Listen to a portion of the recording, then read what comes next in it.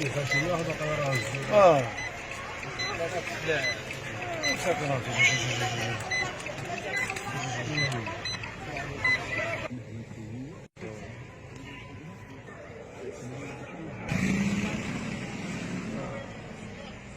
والله حنا ضرب عندنا الزلزال، ترى الناس خارج، كلشي خارج هنا.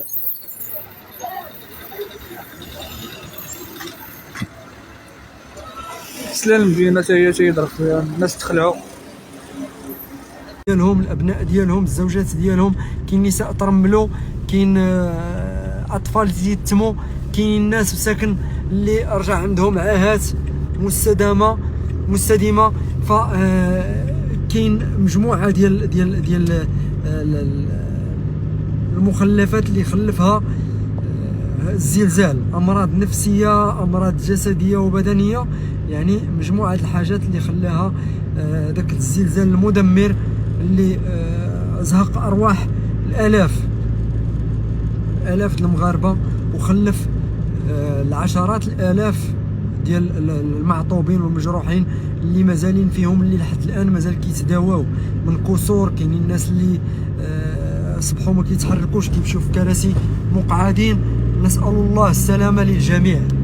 اليوم مع 11 و 48 دقيقه، يعني قبل من منتصف الليل ديال 10 فبراير ب 12 دقيقه، هزه ارضيه فجعات اولا روعات السكان ديال الاقاليم ديال الشمال المملكه، وخاصه القصر الكبير كما قلت. نسال الله السلامه. حنا في هذه الجوله وكنشوفوا مازال الناس خارجين، مازال الناس يعني دابا قرابين من ساعه بعد منتصف الليل، الناس مازال مساكن خارجين، الناس ترعبوا. شفنا في الاحياء الشعبيه الناس كيفاش جالسين في الدروبه، كيفاش الناس جالسين عيالات واطفال في الدروبه. احنا معكم في هذه الجوله اللي مساكن خايفين.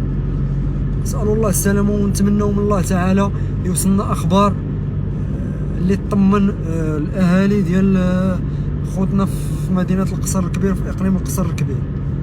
هنا كيبان المعدن ديال المغاربه رغم الظروف الاجتماعيه والاقتصاديه اللي كيمروا بها المغاربه من غلاء المعيشه ومن مجموعه من الاكراهات.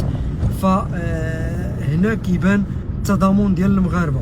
كنشوفوا في المباريات ديال كره القدم الجماهير كيفاش كنشوفوا بعض المناوشات وبعض، ولكن فاش كيوقع شي بأس خوتنا المغاربه كنلقاو كل الخلافات كتذوب، وكتبقى الانسانيه فوق كل اعتبار. وهذا هو المعدن الحقيقي والتمغربيه ديال بصح.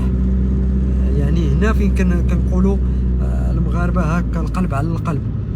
نتمنوا من الله سبحانه وتعالى